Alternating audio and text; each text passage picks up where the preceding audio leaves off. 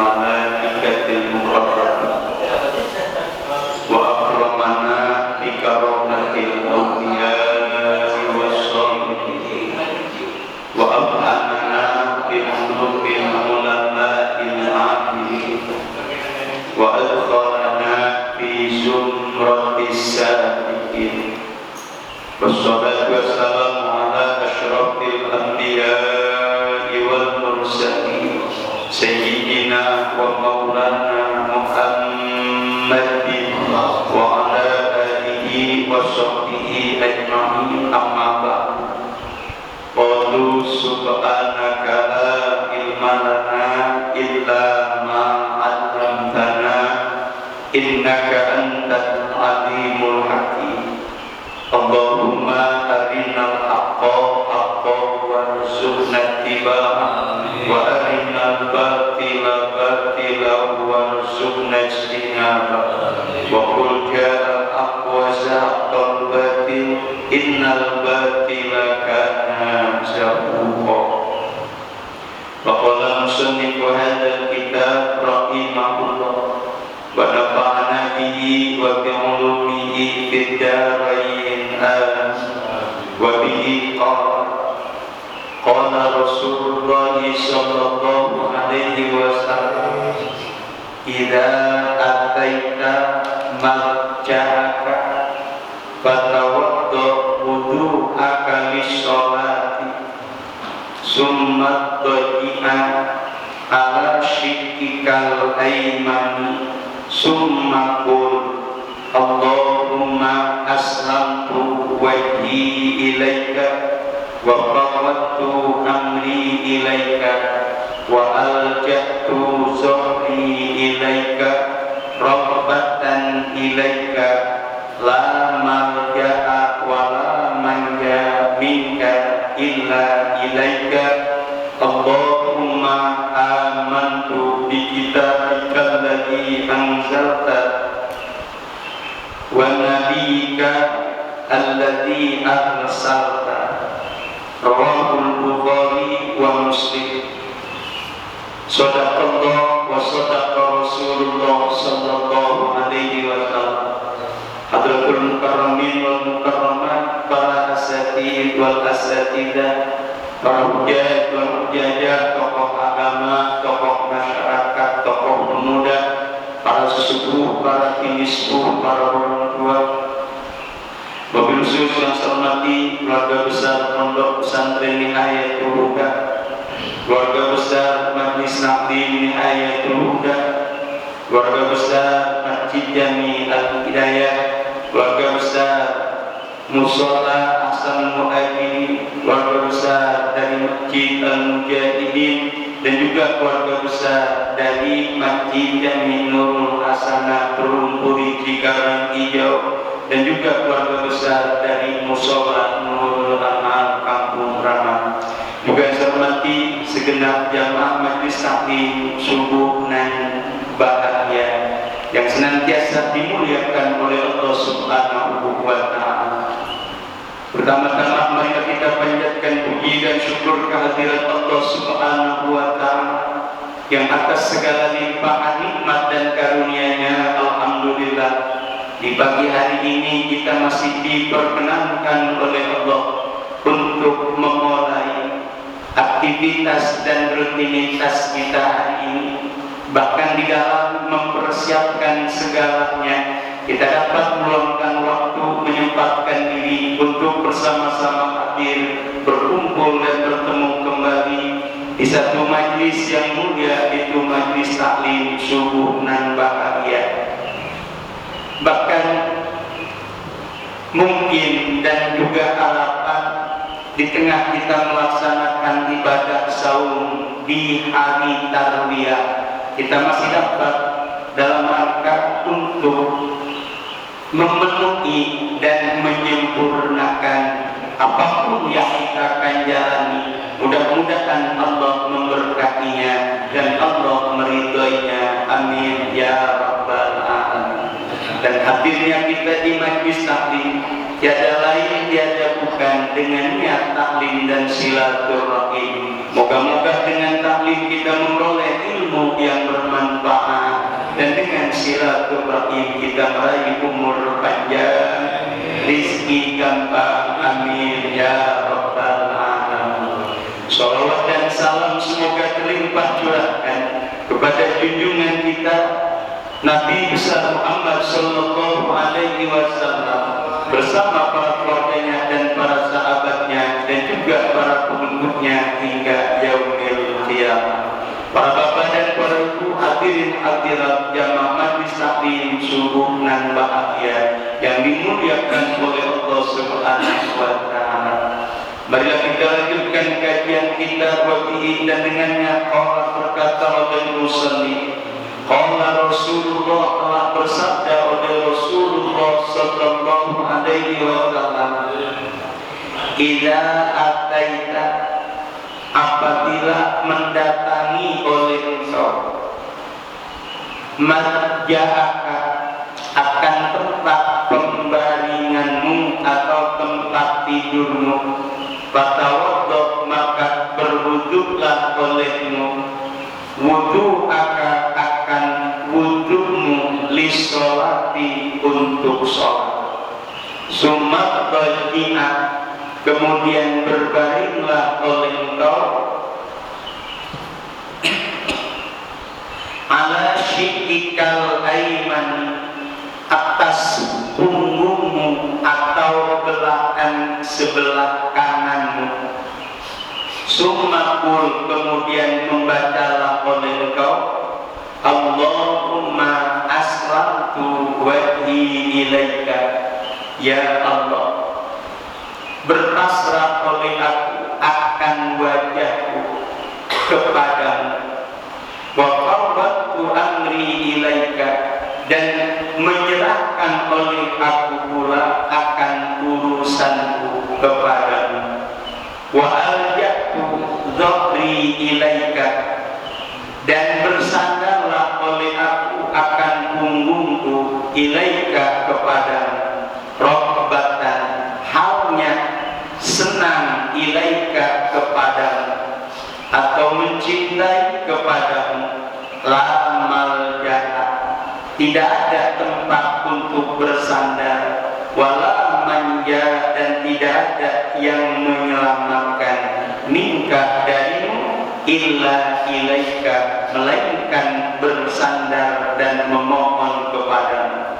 Allahumma amantu, ya Allah, beriman oleh aku bikitabika, dengan kitabmu Al-Quran, alladzi anzalta, yang telah menurunkan oleh engkau, wa nabiyika, dan beriman dengan nabimu Nabi Muhammad sallallahu alaihi wasallam, alladzi arsalta, yang telah mengutus oleh engkau, rawahul Bukhari wa Muslim, telah diriwayatkan akan hadis oleh Imam Bukhari dan Imam Muslim.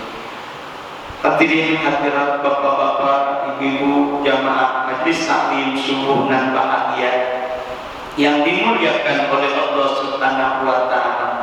Inilah kajian kita yang berupa anjuran dari baginda Rasulullah sallallahu alaihi wasallam dalam sabdanya, apabila kamu hendak mendatangi tempat tidurmu. Inilah yang disebut-sebut, yang sering diucapkan, kira-kira tidurnya kita, tidurnya orang yang berilmu, atau tidurnya bahasa kitanya mah hewan gitu, kira-kira. Kalau tidurnya orang yang berilmu, sesuai dengan sabda Rasulullah, naumul alim ibadatun, tidurnya orang alim adalah ibadah. Jangan pakai bahasa Ustadz Kiai. Kalaupun mungkin orang awam kelihatannya, tapi kalaulah dengan ilmu, itulah termasuk amalannya orang berilmu, insya Allah. Di antaranya inilah pesan baginda Rasulullah sallallahu alaihi wasallam apabila kita hendak tidur. Anjuran baginda Rasul, wuduklah kamu seperti wudhu untuk sholat. Sebab pada hakikatnya atau pada umumnya wudu itu nggak ada beda, baik untuk sholat, baik untuk membaca Al-Quran, baik untuk tawaf, semuanya sama. Ada istilah, nggak ada istilah wudu wajib, nggak ada istilah wudu sunnah. Yang jelas wudu punya pahala begitu istimewa. Beda dengan mandi. Kalau mandi mah ada mandi wajib, ada mandi sunnah, ada mandi mubah. Oleh karena itu niatnya beda-beda. Kalau wudu mah sama niatnya. Nawaitul wudu'a li raf'il hadasil asghar. Atau mungkin cukup dengan nawaitul wudu'a, boleh. Nawaitut thaharata, boleh. Atau mungkin ada istilah nawaitu raf'al hadasil asghar. Jadi macam-macam niatnya, tapi sama dengan fungsinya. Beda dengan mandi, ada mandi sunnah, niatnya ya sunnah. Ada mandi wajib, berarti niatnya wajib. Adapun mubah, pada awalnya atau pada dasarnya mandi hukumnya mubah. Bisa jadi wajib, bisa jadi sunnah. Oleh karena itu kalau mandi ada istilah mandi sunnah. Besok mau menjelang sholat Idul Adha dianjurkan mandi sunnah, maka niat baru punya pahala mandi sunnah. Nawaitul ghusla li Idul Adha sunnatan lillahi ta'ala. Ini kadang-kadang yang diguyur-guyur baik, berarti kan baru mubah.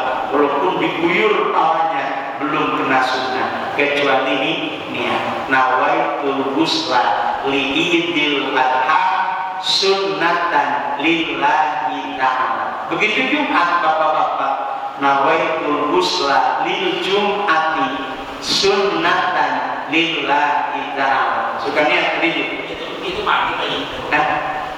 Mandi. Terserah, yang penting begitu mandi langsung berangkat. Jadi jangan berhenti dulu. Jadi afdalnya mandinya untuk Jumat, ya otomatis langsung berangkat. Andai kata mandinya mandi jam 11:30, jadi situlah niatnya. Jadi pokoknya afdalnya mau berangkat Jumat adalah sunnah mandi. Artinya mandinya untuk berangkat sholat Jumat. Kenapa mandi Jumat? Supaya seger, maksudnya supaya seger di masjid, nggak ngantuk. Maka disunahkan mandi dulu. Tapi biasanya kalau habis mandi malah gimana? Malah ngantuk pisan. Masya Allah, Masya Allah. Ketindiman belum berfungsi dari mandinya tadi. Yang harusnya mah sunnah mandi dia seger. Sama juga mau ihram umpamanya, mau umroh kah, mau haji kah, di hotel atau mungkin di tempat kita ada, di situ nawaitul ghusla lil ihrami sunnatan lillahi ta'ala. Begitu juga Idul Fitri, nawaitul ghusla li Idul Fitri sunnatan lillahi ta'ala. Adapun mandi besar, insyaallah udah pada apa? Yang jelas mah itu mah udah rutin. Yang jelas kalau kagak bisa, maaf dari sholatnya kagak sah. Nah, mandinya kagak sah. Mau diumumkan silakan, mau dikhususkan silakan. Misal untuk umumnya nawaitu ghuslal janabati li raf'il hadasil akbari an jami'il badani fardhun lillahi ta'ala. Karena kata-kata fardu inilah yang menjadi penentu hukumnya fardu. Atau mungkin khusus nawaitu ghuslal haidi li raf'il hadasil akbari an jami'il badani fardhun lillahi ta'ala. Nawaitu ghusla wiladati li raf'i, sebetulnya kalau wiladah itu enggak li raf'i, tapi karena memang sudah jadi niat li raf'il hadasil akbari an jami'il badani fardhun lillahi ta'ala. Cuma jarang yang mandi wiladah karena berpikiran nanti dia keluar darah lagi, yakni darah nifas, berarti belum suci.